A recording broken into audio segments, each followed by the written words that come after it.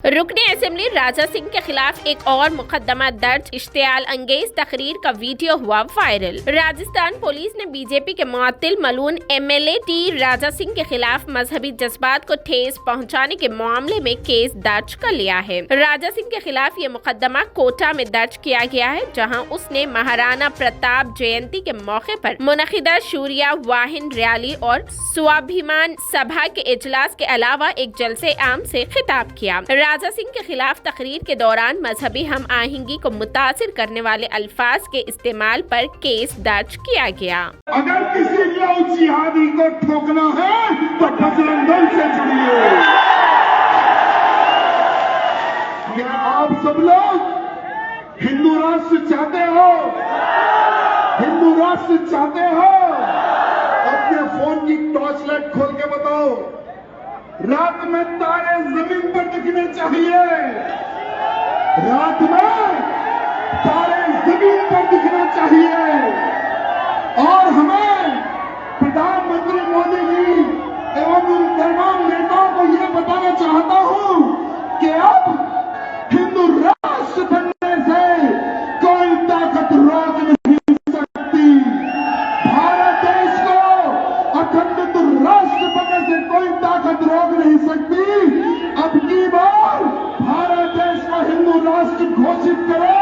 हमें यह slogan social media के माध्यम से मोदी जी तक पहुंचाना है, उन नेताओं तक पहुंचाना है जो सेकुलर है। सेकुलरिज्म नहीं चलेगा।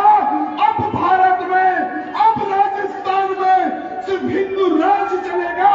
हिंदू की बात चलेगी, दूसरी कोई बात नहीं चलेगी।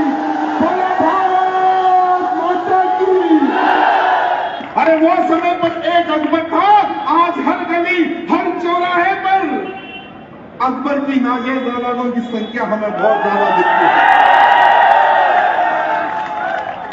हमें किसी से पंगा नहीं है, हमें किसी से दुश्मनी नहीं है, लेकिन अगर हमारी बहन बेटी, अगर हमारी गौ माता के तरफ अगर उंगली उठा के देखोगे, आंख उठाकर देखोगे, तो तुम जो भाषा समझोगे हम वही भाषा समझाएंगे।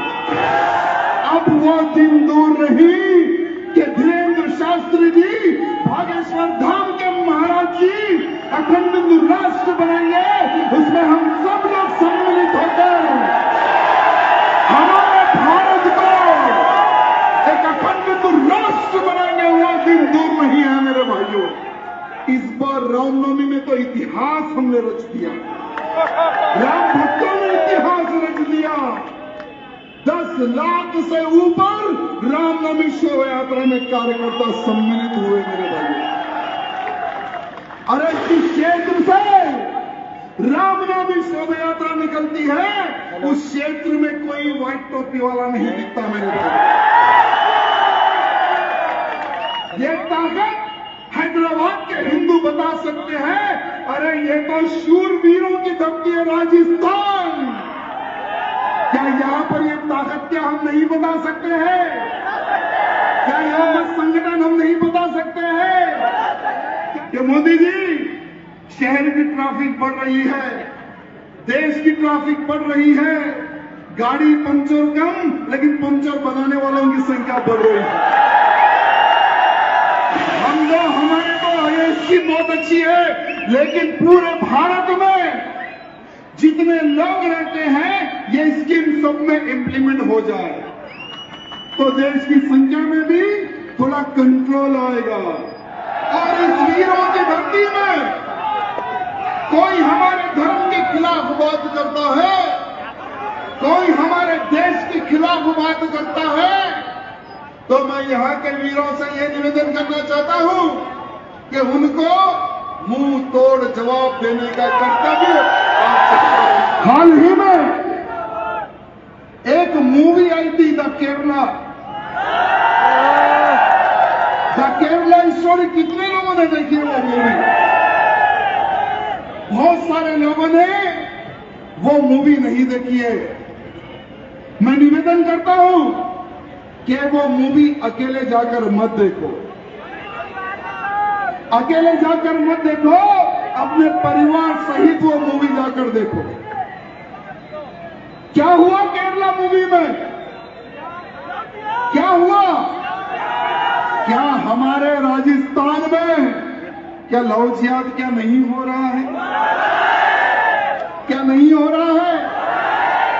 द केरला मूवी में सिर्फ 5% ही बताया गया कि केरला में किस प्रकार से 32,000 महिलाओं को झूठे प्यार के जाल में फंसाकर कन्वर्ट किया गया। 32,000। अगर जो कंप्लेंट हुआ सिर्फ उन्हीं का डाटा है, जो कंप्लेंट नहीं हुआ और कितना डाटा होगा आप सोच सकते हो। आज पूरे भारत में ये पीएफआई का जाल फैलते जा रहा है मेरे भाइयों। ये पीएफआई का जाल हिंदू लड़कियों को सिर्फ अब्दुल से खतरा नहीं है, काले कपड़े पहने आयशा से भी खतरा है। ये बात हमारी बहन बेटियों को बताना कि आप कॉलेज जाओ या हॉस्टल में रहो या कहीं पे काम पर जाओ, लेकिन ये चीज का ध्यान रखना कि हमें कैसे लोगों से दोस्ती रखना है और कैसे लोगों से दूरी बनाना है। चाहे वो अब्दुल हो, चाहे वो आफ्ताब हो, इन सब ने एक ही किताब पढ़ी है जो अनेकों प्रकार का जिहाद सिखाती है। कुछ ही दिन पहले हमने सुना था कि जहां पर हल्दी घाटी का युद्ध हुआ, वहां पर महाराणा प्रताप जी की प्रतिमा को तोड़ने का प्रयत्न किया। क्या यह बात सही है? क्या कौन थे ये लोग जो हमारी महाराणा प्रताप की प्रतिमा को छूने की हिम्मत की? कौन थे ये लोग? मैं सरकार से निवेदन करना चाहूंगा कि जिसने भी महाराणा प्रताप की प्रतिमा को हाथ लगाया उनको आप तुरंत पकड़े, कड़ी से कड़ी सजा दिले, नहीं तो ये महाराणा प्रताप के बेटों को अगर वो पता चल गया कि गद्दार कौन है तो सोचो क्या होगा। बहलौल खान का जो हाल हुआ वही इन गद्दारों का भी हाल होगा। देश धर्म समाज की रक्षा के लिए जिस प्रकार से महाराणा प्रताप ने अकबर से लोहा लिया, उसी प्रकार से आज हमारे इस राजस्थान कोटा में अकबर की नाजायज औलादों का